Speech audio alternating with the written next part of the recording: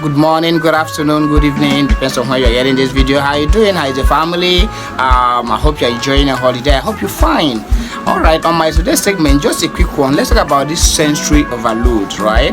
We have been hearing sensory overload on autistic children. I think sensory overload is not even only on autistic children too. It happens to everybody. Yeah, I can testify to that. Yeah, it happens to everybody, every individual. Now, but I'm being particular on autistic children, but I have to make it clear. I have to use a layman's explanation to give the board. First of all, I have a definition of sensory overload here, which says sensory overload is sensory overload happens when an intense sensory stimulus overwhelms your ability to cope.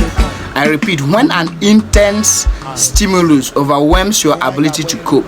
Now let's go again. This can be triggered by a single event, like an unexpected loud noise, or it can build up over the time due to the efforts it takes to cope with sensory activities in daily life. So what it simply means is this: your brain gets shut down, or you try to excuse yourself, or use something else to give yourself a distraction if there is any sudden occurrence that your brain can contain at a very point in time. Let's put it this way. Let me use a scenario. There happened to be an accident on a car. Let me use a layman's explanation. There happened to be an accident on a car.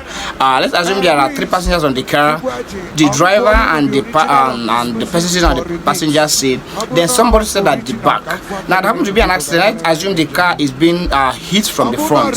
There's every possibility that the person at the back collapses, passes out, while the people at the front didn't.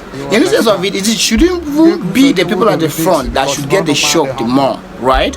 But now end up seeing that the person at the back passed out. That's what it means. The person at the back had what we call sensory overload, while the person in the front didn't.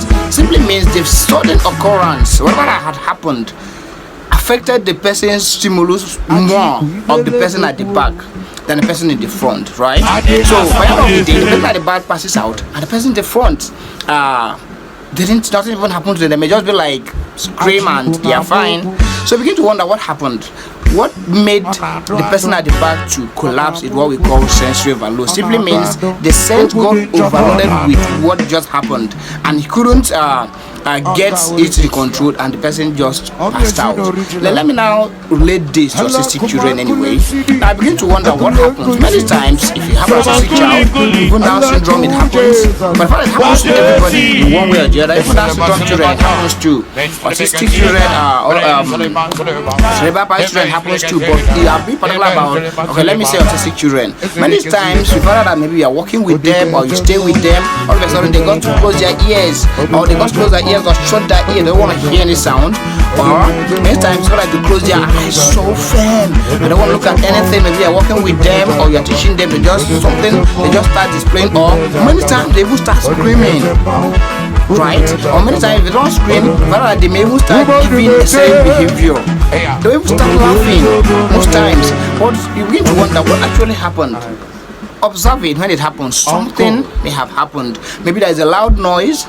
They got to close their ears. Simply means their brain, their sense got overwhelmed, couldn't control that very sudden sound.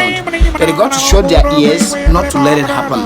So what do you do when it happens? Excuse the child. Take the child away from that environment at every point in time. What if maybe they are using a natural light, or something happens and happen to turn on the light, or you happen to like open up the windows or something. So that sudden bright light comes, strikes at their face. They end up closing their eyes. They don't want to open up their face. They don't want to open their eyes anymore. What happened there is what we call sensory overload.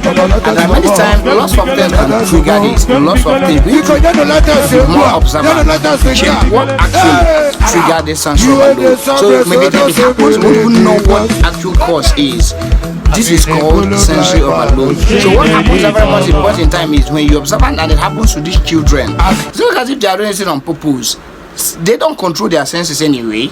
They don't. So if it just happens, all you got to do is excuse that child, make it possible, observe what just happened that might have triggered that, then excuse the child from that very environment. If it's in a class, or maybe there's something you play a video on the screen and it's so loud it happens, either I turn off the video, but because of other children, have a timeout with the child. Just create a different avenue with that child at every point in time, the child is going to come around and again.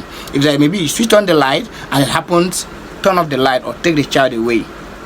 You understand what I mean by doing that? So you're just trying to like control that very moment so that the child won't be overwhelmed or won't get stuck or shocked with the sensory overload. So it simply means when your brain can ascertain or decode, or I don't know, to ascertain, or when your brain can't be able to cope with the present situation, then it gets tough and the child won't know what to do and the child reacts negatively.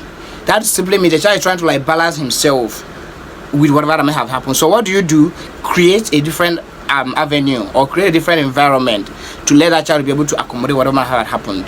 Thank you very much. If you have questions, you can ask on this. So I'm trying to like put a little light on sensory overload so you can understand all this and stop accusing these innocent children, because we need to help these children. All right, so we need to advocate for them and make you know what they are passing through. They didn't create this thing for themselves. It's just a natural phenomenon. That's why they say most times it happens for autistic children. They say is a neurological disorder. It didn't cause by them. It's not a disease. It's a challenge, right? So we can do more on this. Thank you very much, and have a great day ahead. This is Mr. Richard. See you at Founder Wow Speech and Language Center. Thank you very much.